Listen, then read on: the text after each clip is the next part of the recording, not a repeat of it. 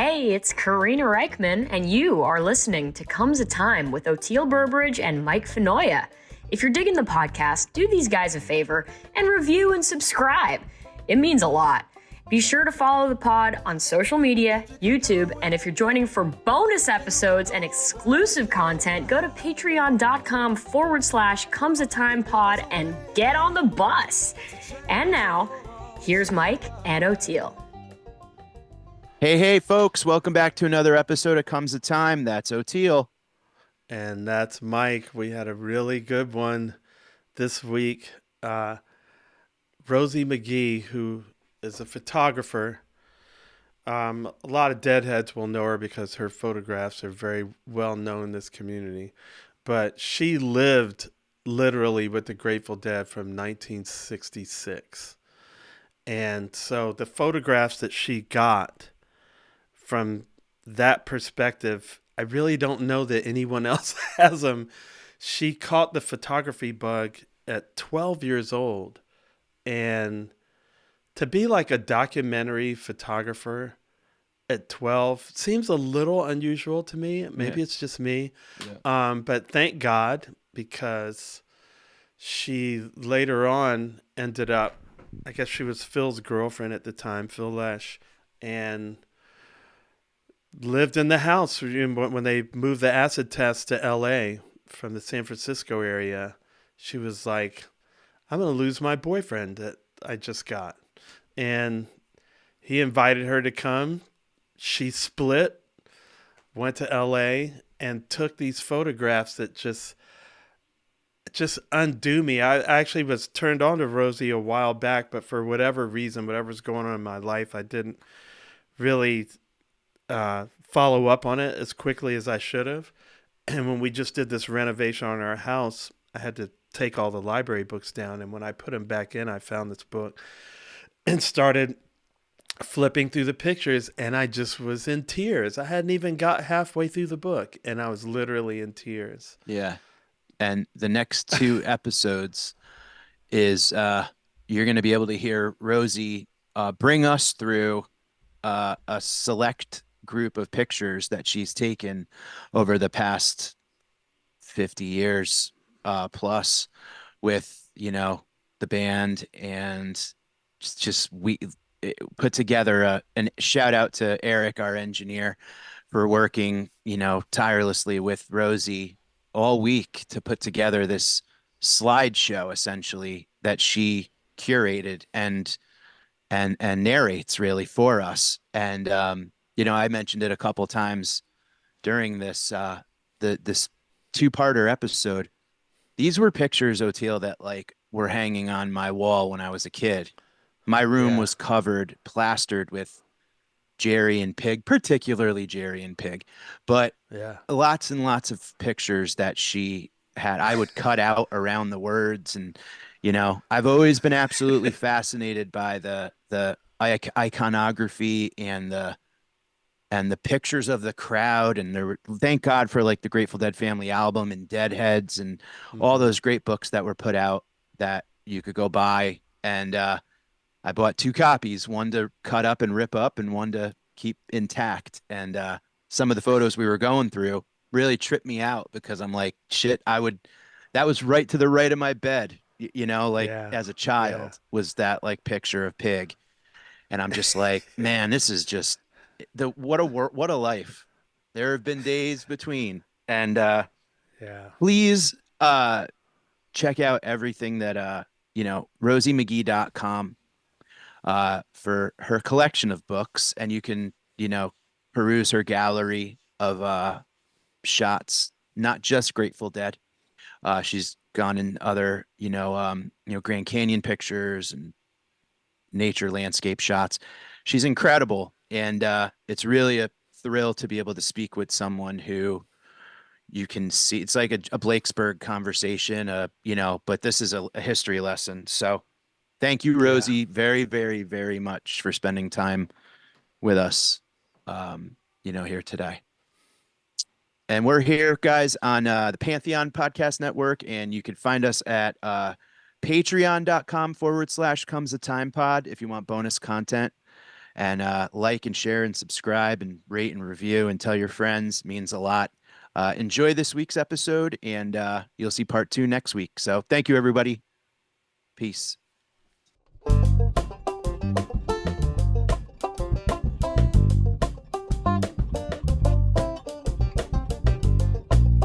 Hey, Rosie, do you recognize this? No, Courtney. it is Courtney. Yeah. I Yeah, just wanted to point he's that a out. master. He's a master. A friend Yeah. just sent me these when I was in Mexico. He mailed them to me. He's in Portland, Maine. He's Yeah, like, it's beautiful. Courtney wanted to know if you got those. I was like, yeah. I was like, oh, shit, I should wear that today. Yeah, no, it looks beautiful. It's an honor to have you, Rosie. Thank you for joining us today. Yeah. Yeah, thank you so much. Sorry that it took so long. My apologies, because we were in touch. I even found some of our old emails or texts or something, and Yeah, where I kept bugging you and saying, did you get the book? Did you find the book in your papers? Did you open the box? and the funny thing is, I had received it and I had gotten, but who knows what was with it? Oh, With yeah. two young You kids. had some kind of remodel or something. Yeah, and we did a big renovation on the house, and I have a ton of books, so I had to put them all away. And as we put the library back together, I'm in one of those pensive moments, and I'm just thumbing through the book, and I was just literally brought to tears. And I think probably because of my age now and the last 8 years that I have with the band, and seeing them so young and everywhere along in that journey. I was born in 64, and I think your book starts at 66. So I can place myself every year of that, and then to know what I know now, it was just Yeah, kind of you were overwhelming. 2, you were 3, you were 5. Yeah, and then I called you immediately. It was just like, I'm so sorry, but we got to have you on immediately. So Well, here we are. We're here. yes, yes. And like we said off the air, I really want this. This story's been told a lot about the Grateful Dead, so I also want this story to be about you. And you started awfully young in photography. What age did you? Was it 10 that you texted me? Are we recording right now? Oh yeah, we are. Okay, I'm sorry. That's all right. I was like elsewhere. Okay, when I was 12, 12. my father was a hobbyist, a photographer, and he had a dark room. And when I was around 12, he brought me to the dark room that was across town, and I watched photos come up in the developer for the first Yeah. time.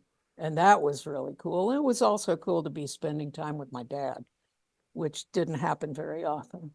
And then a few months later, there was an event at school. I was in, well, I guess they call it middle school now. And I borrowed his camera to go take pictures of this event.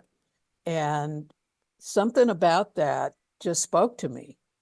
And from that day, I was like 12 years old.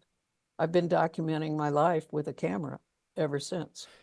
And it was just like, I don't know what it was. I was compelled to do it. I was, maybe it was I was a little bit shy and awkward, and it gave me, I was the girl with the camera, and I had something to do, and I could be behind the camera, and I could observe, and there's all kinds of reasons. But anyway, that's how it started. It's amazing because when I think of musicians that are really gifted, I can automatically go, oh, well, they probably did that in a past life. And that's why it comes so natural to them. But I can't really say that about photographers. Well, never know. Maybe I was like a painter. Yes, or in another dimension. I don't know. Since Well, all there's time is happening all at once. But let's jump into these pictures and hear some of your favorites and your stories behind them. Well, Yes. and also, we corresponded about you selecting a few that you were curious about. Yes. So, so I've combined them. I made a a set list, I guess you call it. Yeah, and And we did have some in common, right? Like this one, I think. we only had one in common, and I'll tell you when we get to it. Okay, It's interesting that there was only one. it And is. you selected a few that I had deliberately left out. Hmm. But then I put some of them back in Thanks. because why not? And Anyway, so here hold we're on one starting. second. I Yeah. just want to say for all those who are only listening, you should really go to YouTube for this one, because there's going to be a lot of great pictures on here that you're missing. But enjoy the stories behind them, and I'll try to fill in a little bit of what you're not seeing, like What you're not how seeing. baby-faced these guys look in this right now. Yeah. And also Okay. to add to the backstory a bit, we had an email back and forth between Eric and Eric. Thank you for putting this amazing slideshow together. None of this would have been possible without Eric. And also, I purposefully ignored the emails because I wanted to be surprised. So I'm excited to see this set list that you two curated. Okay. There you go, Rosie.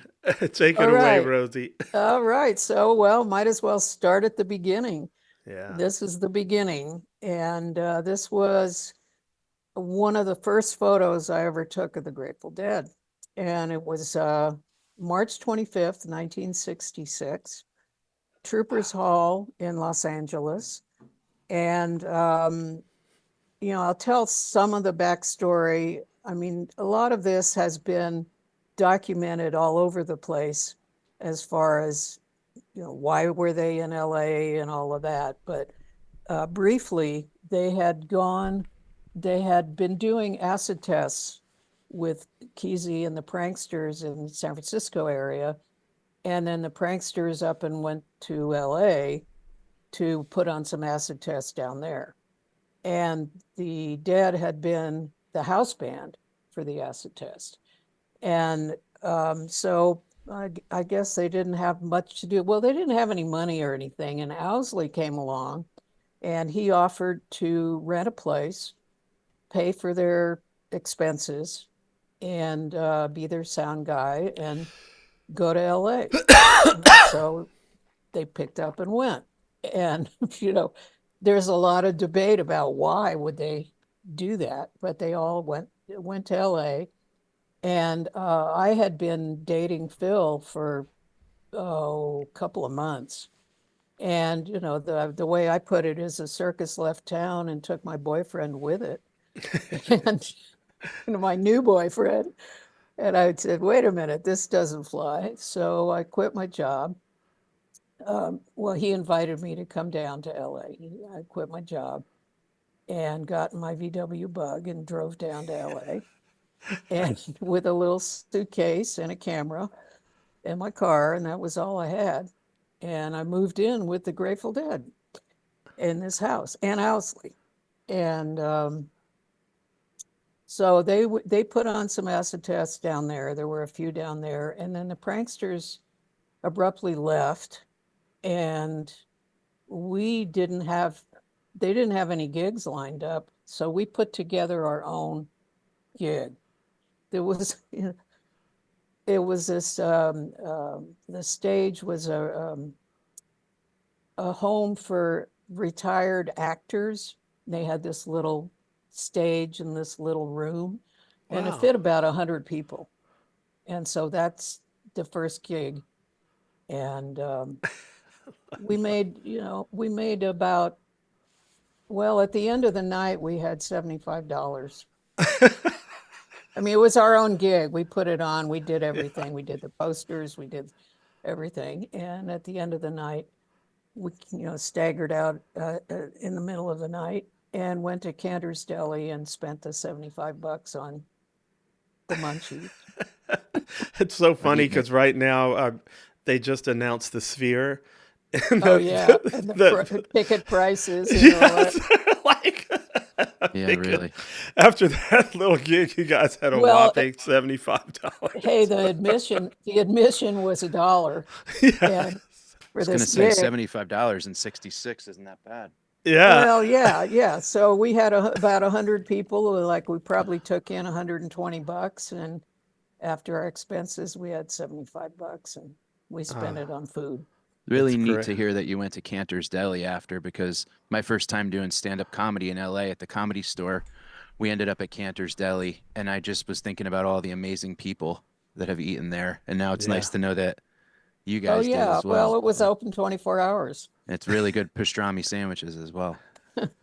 That's awesome. Okay, And so before we let's move move on, on. though, Before we move on, yeah, before Before we we move move on, for people that, because I'm always conscious that the people that cannot see this, and you got to go to YouTube and rewatch. How do you describe? Well, Bobby looks like he's 12. He looks like Chloe. This is one of the things that made me cry, because Chloe did all my face paint last year when my wife wasn't there.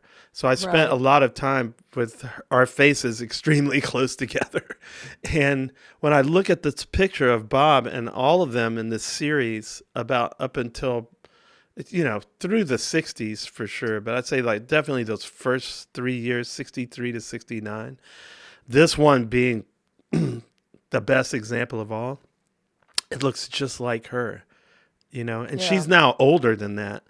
And I also want to point out that people always talk about Bob being 16 when they were started, but Bill was only 17, as I Oh, understand. I You didn't realize that. look Yeah. how young Bill looks in this. I mean, yeah, they're extremely literally kids. And Yeah. Pigpen trips me out because Pigpen's still chunky. You Yeah. know, Well, like he got so yeah, his thin liver, when his his health liver got bad. was still Yeah. working at this point. Yeah. Yeah, it's Well, just he went mind through, blowing. yeah. Well, we'll see. I guess there aren't any other, well, there's one other picture of Pigpen. Well, that was what I'd like to Anyway. ask actually is can you just tell us and the listeners just your thoughts on Pigpen and his, we always heard how sweet of a guy and how kind of quiet, and what was your relationship like with him? He was a very sweet guy and very quiet. He spent his time when he wasn't with the band doing stuff. He was probably in his room with his guitar, just hanging out, being quiet. And when they lived at 710, and he had a room behind the kitchen, I would occasionally, I'd sit in his room with him, and he'd play the guitar and sing me some songs. And there was this whole, what's the word, bravado, or this kind of persona, the Pigpen biker, tough dude, blues guy. And it wasn't just for the stage, it was his public, when he was out in public. It's just the way he looked. It Yeah. wasn't the way he was, and so part of it would occasionally he'd, like grab my ass or something, and I just look at him. It's just like, really? What are you doing? What are you doing? Okay. But I mean, it was just, The 60s, man. it was, God. yeah. Don't get me started on that. I thought it was an extremely sweet moment when during the Amir Barlev's 6-part documentary, when like it was hard to get a picture of Pigpen, like because he didn't want to be photographed, like he kind of felt like he was becoming like out of the band a little bit, and just you felt the sensitivity and the vulnerability in him a lot. I feel he Yeah, always said thank you after every song he sang. I noticed too. yeah. He was a good guy. Okay, so here we are at Olompali. Oteil, you had requested this page that's in my coffee table book that has Owsley and Melissa, separately, but instead I substituted for this one that includes Jerry too. Yeah. And Olompali is a property north of Novato. It's now a state park, and when we were in LA, starving, we knew that we had to get back. The ballroom scene was in full flower in San Francisco, and we had to come back and get into it.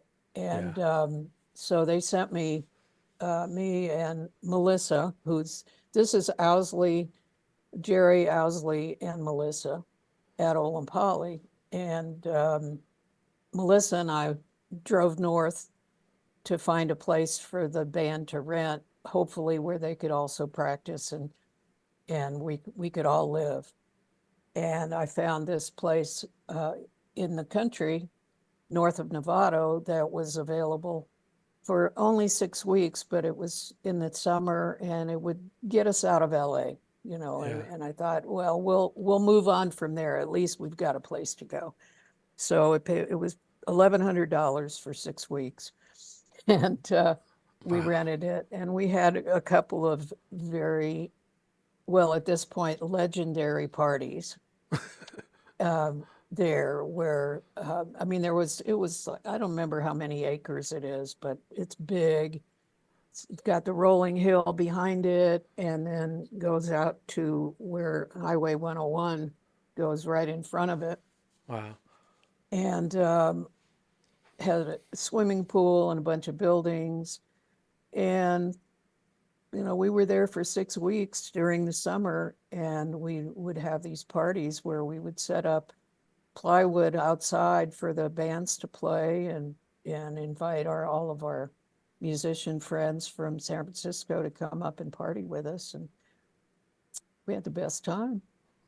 It looks like it. Owsley looks so young. This series is just like, oh my God. Yeah. Well, he tended to be kind of serious. As from my point of view, anyway. It feels like he was always calculating something. His brain was always going, you know. Yeah, the thing at Olompali was that there were something like, it was a mansion. There's a mansion there, and there's something like 17 bedrooms or something. And wow. So we drew straws to determine who would get which bedroom. And Phil and I got the best one, which was this huge room with a fireplace, with a patio overlooking the grounds and everything. It was up on the second floor.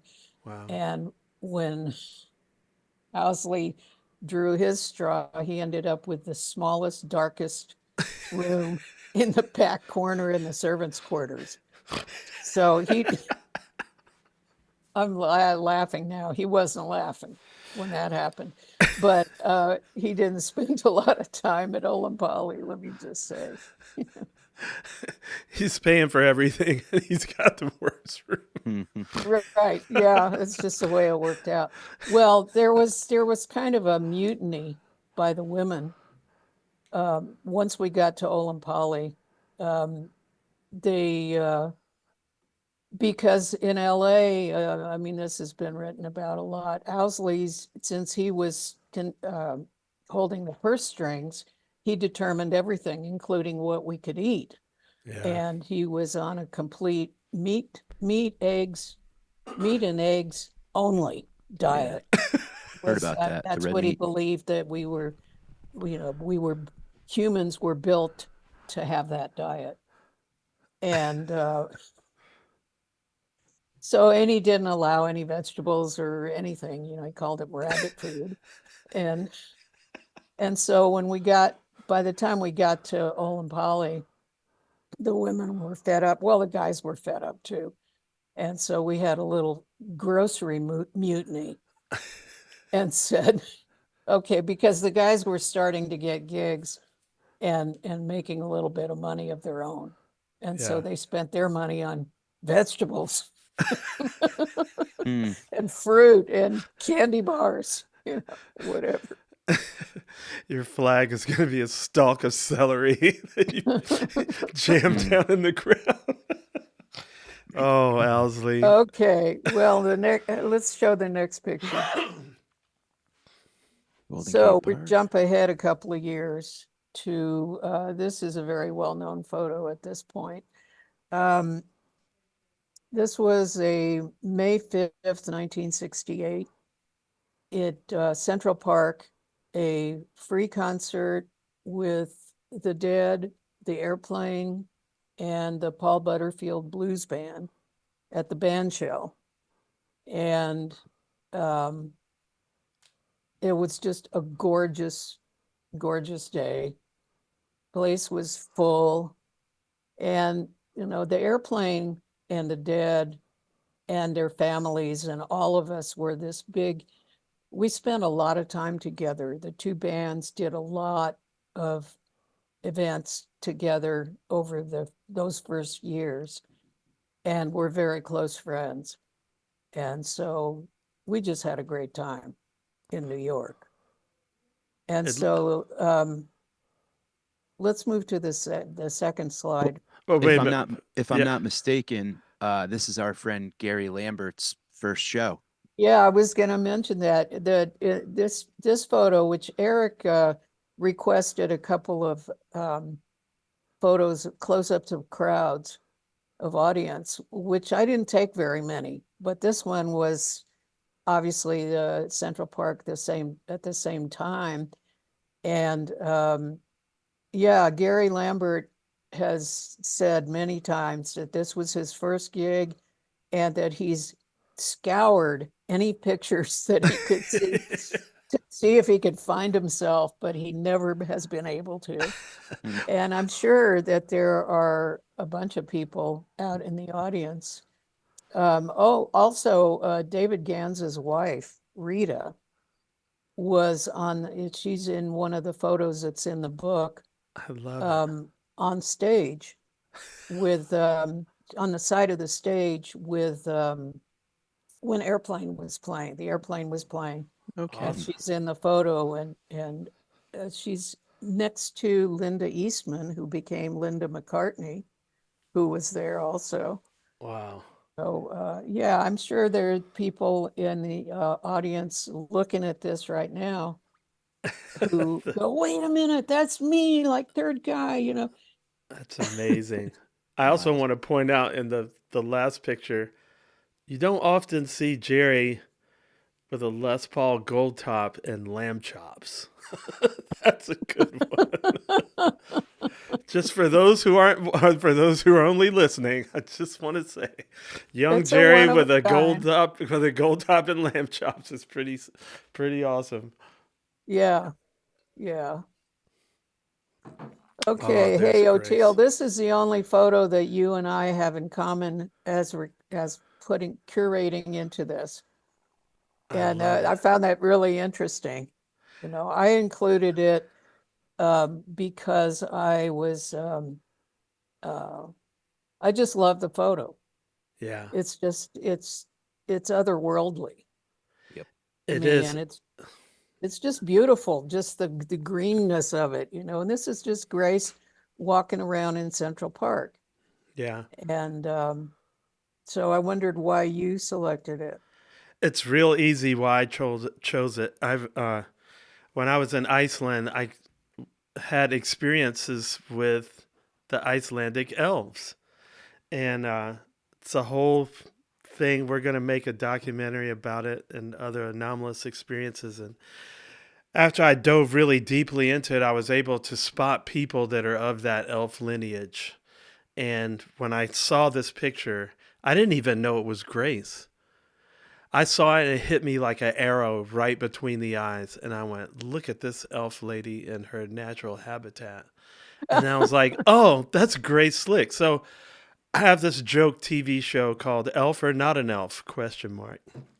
So for those who are looking and can see, you tell me, elf or not an elf? This is clearly a Rivendell elf, a woodland creature in her native surround. I mean, it's obvious to me, especially profiles. Look at the ears. Look at the Hey, nose. Eric, can I ask you a favor? Can you move that? There you go. It was just bugging me. I think it kind of looks like It can be right from there. like That's fine. looks That's like fine. from like a bug's eye view type thing too. Like it looks like this isn't a picture a camera took. To me, looks like Oh, maybe this yeah. is like a ladybug's view or something like that, or it looks like it's coming from like a interesting angle. I like it a lot. It's got a great Yeah. feel to it. Great, Very New York too. You could tell it's New York. Yeah. great why I like it. Well, picture. so be prepared for an abrupt segue to the next photo because boom, we're still in New York, but we're not in the park anymore. Yeah. So this is Columbia University during the student strike Yeah. on a couple of days before the Central Park show. And the Columbia University students had escalated a protest to taking over the quad and barricading themselves in it. And we were already in New York. I think we were staying at the Chelsea Hotel. And I think it was Rock Scully, who was the band's manager at the time, came up with an idea. Hey, let's go in and entertain the protesters. And That's great. you know, I people have asked whether we were or the band was politically motivated and supporting their protest, whatever they were protesting about. And of course, to a degree, they probably were. But I consider that, especially in those early days, the Dead were not politically motivated, at least publicly. Whatever they each were thinking privately was their own thing. But I think it was just, hey, stealth adventure. Let's Mhm. let's go do something, and an opportunity to play too. Any opportunity to play. It's like, yeah, So there's a huge audience down there. Let's go play for them.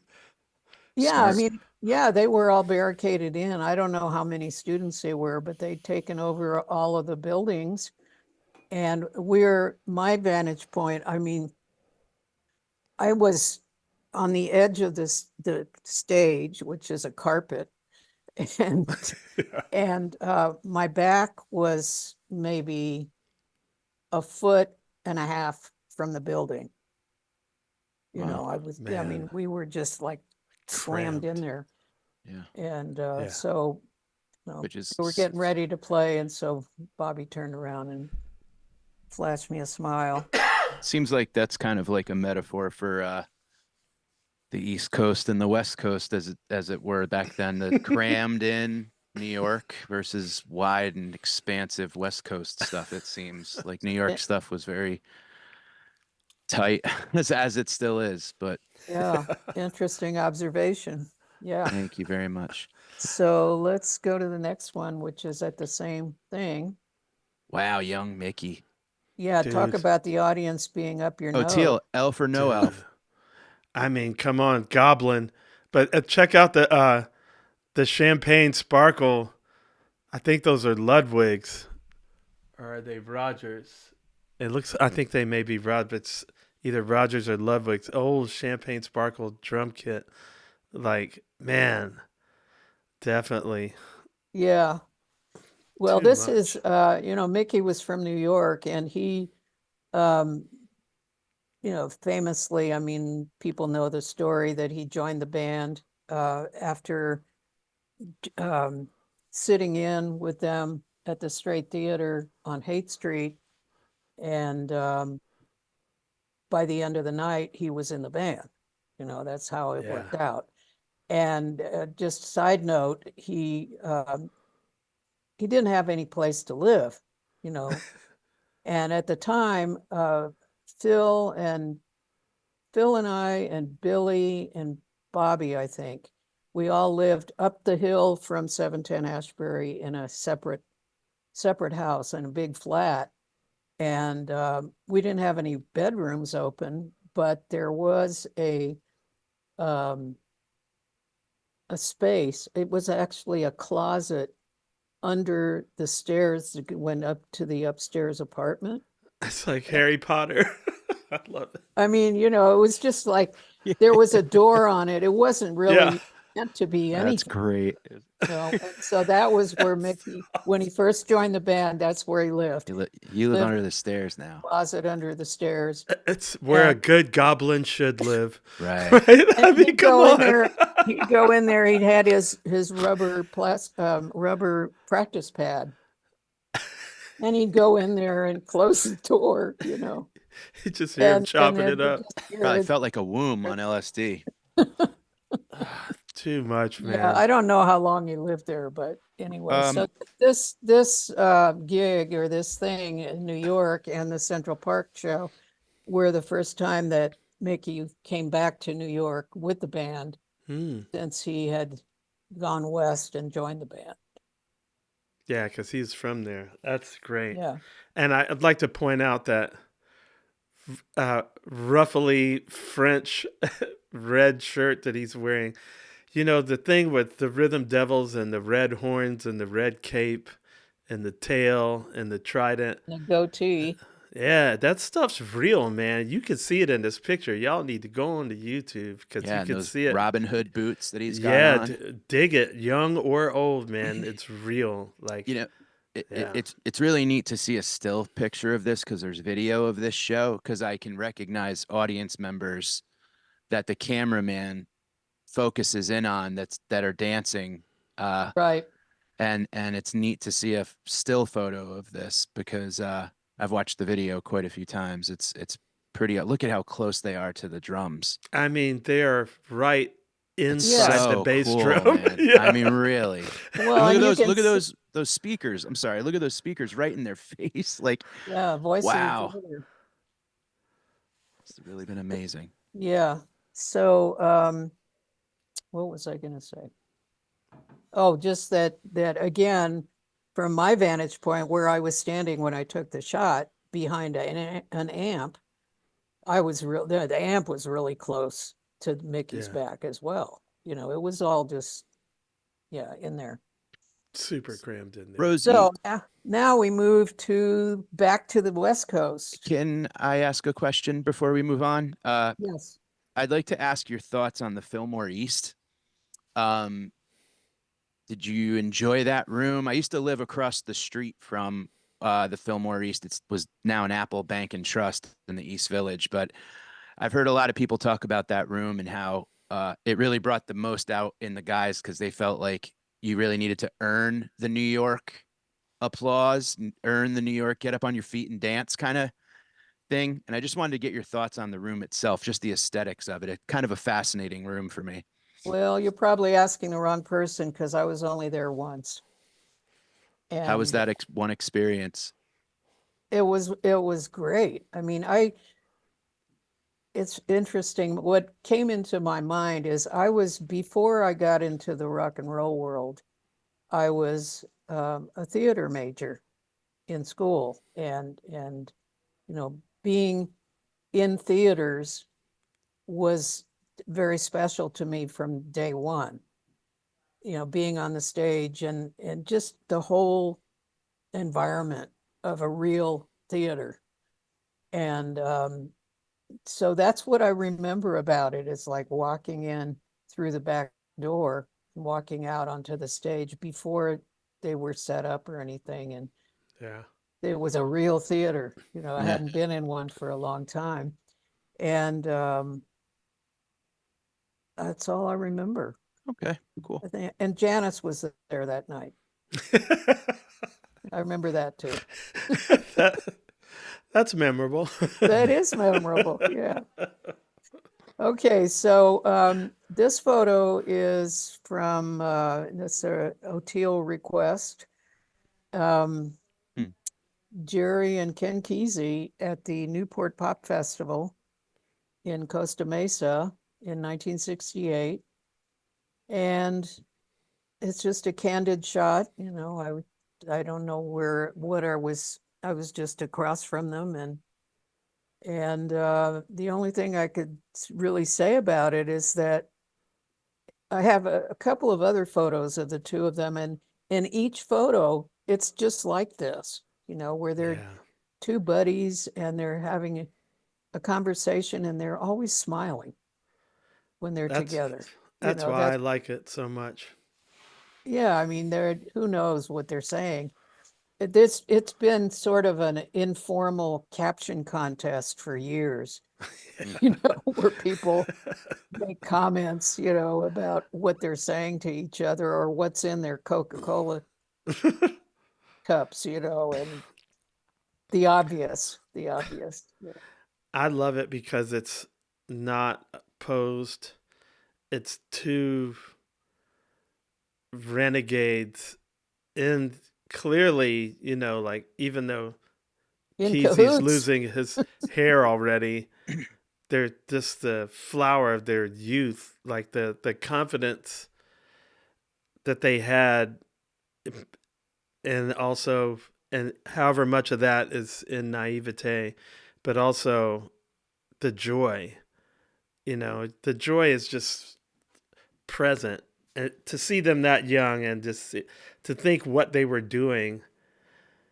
Yeah. I feel like they kind of knew, but how could they really know, like, how big it was going to be? But there's something, I don't know. It's just something very powerful about it to me. Just the kindred spirit and the joy,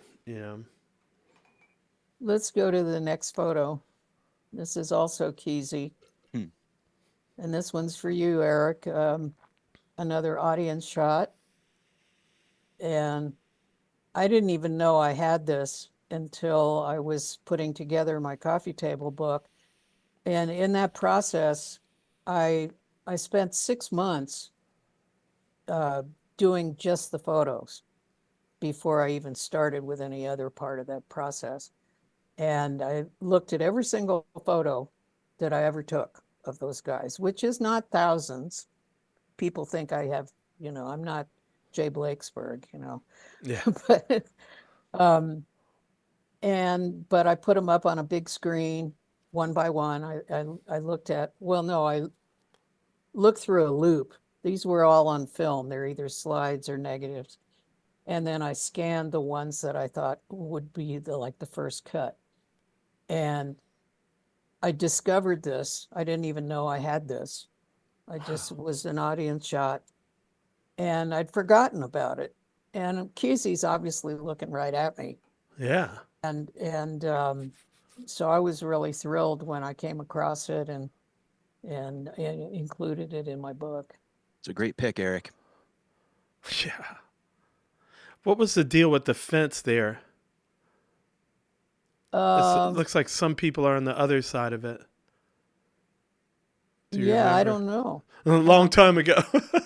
Just curious. Well, it's a long time ago is not an excuse that I ever use because I remember so much of it, Am I seeing it wrong? No, No, there's a fence, a chain link fence. Yeah, it probably was just the venue setup, or that's the interesting thing about all these older venues that they would play is it's just wherever they can make a happening, it just seemed to happen. Like you look at Altamont and it's like, obviously it didn't happen, but like what a strange choice. You know what I mean? Like it's so weird. Like look at some of these places that things happened back in those days, and it's just like weird. Well, doesn't seem conducive, Another thing too, in this photo and also the crowd photo from Central Park, not a tie-dye in sight. A lot of collared shirts. A lot of collared shirts. Yeah, Ivy League collars, they called them. And, just very plain, what I call collegiate attire. Yeah.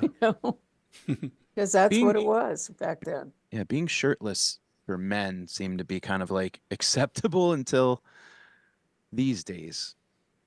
Well, if you're in Costa Mesa in the month of why would you wear a shirt? Yes, exactly. Why would you wear a shirt? Yeah, it was a beautiful sunny day. Yeah. So let's go to Yorma. Oh, look at him. I love this picture. When I met Yorma, it was in it had to be 97 or later with the Allman Brothers. And I didn't know anything about Jefferson Airplane or whatever. I just was enthralled with him as a human and ended up teaching at his guitar camp, Fur Peace Ranch, for years. Oh, wow. And he's such an amazing storyteller. So when I see Yorma, it's always gray. That's how I've known him. And now he's like Father Christmas gray, Yeah. And so whenever I see these pictures, it just absolutely floors me. He was one of my favorite photo subjects. He was so photogenic, and he was Yeah. always very gracious about, not ducking me or any kind of Yeah. thing, And just a side note that I've known Jack and Yorma longer than I've known the Grateful Dead. And when, oh my, it even goes back further than that. Marty Ballin. I met Marty Ballin when I was 17, and we were both in theater. And he was a great actor, and he could, it was like the triple threat. He could dance and sing and act. And when in 1964, I think, I saw him at a small theater in San Francisco performing in West Side Story. Wow. Yeah.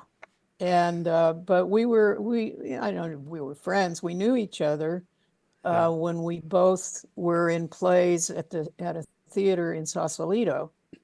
And we just knew each other. And then when he opened the Matrix with Jefferson Airplane, I was there the first night, and I was underage, so I was like skulking around the corners, but but they let me hang out anyway. And so when Yorma they had a different bass player at first. I don't know if it was more than a week or anything like that, but they had a different bass player, and then he went away for some reason, and Yorma already knew Jack, and he invited Jack to come from Washington, D.C. to be in Jefferson Airplane. So he flew from Washington, and there was no place for him to stay. So guess where he stayed? He stayed at my house. So we need to do a documentary on your couch. my couch, right? Couch surfed. Or They didn't call it that. Actually, floor surfed. He slept on the floor of my dining room, or my living room. And I don't even know how long. I mean, it might have only been a few weeks or Yeah. something. It's just great. You got Mickey under the stairs, Jack Mickey under the under the couch. Jack under the Wow, it's wild. under the dining room table. Jeez. Whatever. I don't know. It's such an interesting thing too so that good. like the whole crew, the whole like gaggle of folks, the Dead, the Airplane, New Riders, like they're all very their faces, their demeanor, their look, it's very animated. There wasn't a boring looking group of folks. You look at Spencer Dryden and Marmaduke, and Yorma's got this kind of sinister, like, almost pirate type, like, Pirate, dude. everybody looks like, it's that misfit thing, I guess, that Mickey was like, and then I'm just thinking about the one we just looked at where like everyone's looking this way, but Kesey's looking that way. Like, I just love the whole, everyone knew it, like it's like everybody, they just like mind or like beings just kind of found like what an interesting, he could be like a race car driver from France in the 30s. Like, look at that, like he just doesn't look like your normal American kid, I love it. Well, he wasn't. He I know. wasn't normal. That's why I said, I know. Well, he wasn't normal, and he wasn't American either. I know. I don't think. Anyway, I just meant they were all kind of animated. yeah, no, you're right. And as a photographer I considered myself a documentary photographer for years. And it wasn't until I started putting books together that I realized that I was more of a portrait photographer, informal portraits, candid portraits. But for a photographer who's just like looking for something to shoot, I mean, look at that. When you spot one of those in the wild, you snap it. Yeah, absolutely. Yeah, What do you mean? Yorma. I He mean, had a lot Jack to was shoot. photogenic. Grace was- Mickey, Billy, all of them. Even like Wavy Gravy, whoever else was Oh, around, God. you know? Yeah, it was and part of it, like you said, Mike, was their animation. Yeah. No, they weren't just static, Yeah. boring people, you know. So They're- speaking of not static, boring people, here we've got, I love this Wow. photo. This was one of my choices, and it's because I can't stop looking at it. It's Yeah. one of those photos. And the other thing that it speaks to me about is how much he trusted me Yeah. to take that photo.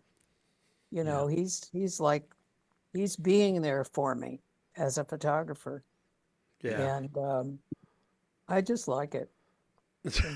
All I can see is Chloe. But you know what I love about this photo is you see his elfdom a lot more. I never noticed how big his ears are. In this picture, look at his ears. Yeah. Those Yeah. they got some height on them. I never noticed that before. Well, there you go. Sort of Yeah. reminds me of one of those Scooby-Doo paintings on the wall where the eyes follow you wherever it goes. Like the villains behind it. So His eyes Teal, are definitely Teal, and It's like he's following me everywhere I go. Teal, the next time you see Bobby, you go up and, try to put the hair up. his Get his hair behind his ears so you can look at I his wouldn't ears. mess with him. That's a Or strong man, Oteil. You know Put what he into does like now? a MMA hold or something. He does this thing now where it's like, I think Kamenti told me like old Chinese guys do it, where like if you have a hair, like a really long hair growing out of your ear or out of the tip of your nose, hopefully, like it should be in the worst spot. Like right on the tip of your nose would be the best until it just gets like 8 inches long and you're not supposed to cut it. And it's a sign of respect or being an elder or something. So that's what Bob likes to do now. Like, Bill and Mickey will try to go after that hair. He's like, no. And they're like, we got to cut that. So Jeez. I'm It's scared hilarious to- you say that because at Dead Ahead in Cancun, I was watching The Wind. He had an eyebrow that was kind of Yes, off, exactly. doing its own thing, and the OCD in me was like, Dude. I got to rip that thing off. No, he does not. When he But gets you a hot didn't one do like it. that, yeah, he Oh, loves I just it. had to look away. Yeah, he'll fight you for it. It's so great now. So I'm scared to uncover his ears because I don't know what's gonna be under there. Well, he'd probably deck you anyway. Yeah, I know. You don't want him to hit you with Thor's hammer. That was a really nice So- picture. Thank you. That's great. Next photo, please. There we Oh, go. I love this jeez. photo. Look at those glasses. Man, just I mean, wow. this is on an airplane, obviously. And we're still in 1968, all of these pictures. Mhm. Can I I- just love, yeah, go ahead. I just want to ask you about airplanes that like this is a commercial flight. Yeah, Okay. Yeah. So commercial flights in 68, you could still smoke cigarettes, right? It's kind of right. like, so they're just hanging out. Is it like loud? Is it like, I just think about flights now are so static and everyone's in their phone or in their, were flights in the 60s, like not Grateful Dead aside, was it more of like a party than like anything else? I Like, don't think so. yeah, I just picture this I don't being like think a so. loud, raucous, like, you got your normals, your squares, and then you got like, I don't know. No, I don't think so. Alright. I think they just sat there. I mean, it wasn't a long flight. We were flying from San Francisco to I'll just Orange County fantasize or that every LA flight or was a something like party. that. Yeah. You know what it was more back You're then, just Mike? Is that projecting your wishes. Yeah, Yeah, nothing wrong people- with that. No, people nothing got at all. it was considered more high class. Like I hear older people now when I fly, dressed like this, first class, the older people are kind of sad about it. They're like, I remember when people used to dress up to fly. It was like more of a high class thing. So you were apt to Oh. be more quiet and Hmm. more refined. Although you could smoke your ass off and Yeah. drink your ass off, but And take But it- Quaaludes and yeah. yeah, but it was more like a upper class. It was more like a refined thing from what I understand. Hilarious. I didn't fly a lot back then. And so. this photo, I've always thought that Billy looks like a Vegas drug dealer. See, or I think he something, looks like a Hollywood. I think he or looks Hollywood like star. agent. yeah, like Agent, Robert yeah. Redford or something. You know, like he looks like a Hollywood movie star to me right there. Yeah. I got to tell you, Billy aged to my grandfather looks similar to Billy. And I love looking at pictures of Billy because it just reminds me of my pop, because like they literally have like the same kind of, it's just amazing. So this looks like a young, I love it. I just love, and I don't know, it's wild. They Young look Burt very Reynolds. similar. Yeah. Yeah. Billy's one of my Cool favorite guys, man. Billy's one of my favorite subjects always. He was always really good to photograph. I love Okay. some of the stories that you get, like when I love when I this one. first joined, like Bill would talk. All of a sudden, he'd be talking about him and John Belushi hanging out, and I was like, "Oh my god, can you imagine Belushi That's pretty wild. and Bill at that age? Oh Like, no. holy crap!" Talking about party. But yeah, this shot, I love this because love this Bear, Owsley's so freaking young. I know I keep saying it, but you know, most of I didn't get to meet him, but most of the pictures I've seen of him are he was much older, and you realize like, damn, he's a kid too, you know? Yeah, this probably is my best known photo. It's been all over the world and because it's pretty rare. I don't know if there are any other photos of Jerry and Owsley together. Yeah. I haven't seen Wow. them. But this is at the San Diego airport on the way home from the San Diego music festival. Yeah. And you know, I've told this story often, but I'll tell it briefly for those that don't know. If you'll notice, there's a palm frond hanging in front of Jerry. Yeah. Like Yeah. I'm hiding behind a palm tree to take this photo. Wow. And yeah, Jerry was fine with being photographed. Owsley, at the time, for obvious reasons, he was doing some illegal activities, but for whatever other reasons that he did not want to be photographed. And personally, I mean, he and I had a somewhat adversarial relationship at the beginning. And I thought his ego was the size of Montreal, you know, or whatever. And so he would I lost my train of thought. Here we go. It's all right. You know, I'm laughing because I'm thinking, you wanted vegetables. Now it's like, no, Oh, you yeah. did have a huge ego. Yeah, It's- no. Oh, what I was going to say is that I thought that he didn't want to be photographed because he wanted to become a mysterious legend. I've thought that's what I thought of his ego at the time. I just thought, oh yeah, right. You know, like be mysterious and he be a pretty much legend. did. You know? And he did. Yeah. You were did. probably But for right. whatever, Yeah, he did.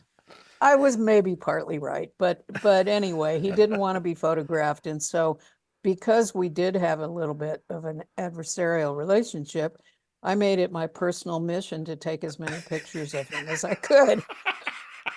I You love know what it. blows me away about this picture is like right now the conversation could be like, Jerry, just picture like a wall of sound, right? And Jerry's just like, all right, Bear, sure. And Jerry he's looks just like think about stacks behind you. And he's like, Jerry's "Ah, but-" going, I could picture a bed right now. You know Jerry's what going, blew me right. away about this picture was this is 68, right, Rosie? Yes. If you look at the difference in Jerry, and I want younger musicians, thankfully they're being different about it, most of them already. But younger musicians, look at the very first picture of Jerry and then look at this picture like what was it, 4 years later? 2 years. 2 years. Like he's already aged. Like seriously. I never thought of that. But when Yeah. you get to 70, like when you get to, I remember thinking like 4 years out. So I'm sorry, it starts in 66, so 70. Yeah, 70. You see the difference, and that's road years. That's road Yeah. years, folks. This I is wonder only if 2 there's years. a ratio like dog years. Maybe there's There a is. ratio for road Sure years. is. I wonder There how is. many it is. But it has to be on a sliding scale because according to which drug is the dominant drug. So if it's alcohol, it's going to be more. Oh If yeah. it's weed, it's probably going to be less. If it's coke, it's going to be more. You know what I mean? Like Cigarettes. cigarettes, which obviously, and then just the not regular schedule, so the not sleeping. Yeah, But bad you food, really not can, like when we sleeping. get to Cheeseburgers. 1970, Yeah. when we get to 1970, look at Jerry and see how much he's aged just in 4 years. It's something. Great Yeah. shot. Yeah, amazing. Bear is just like, God. Tune in next week for part 2 with Rosie McGee here on Comes a Time.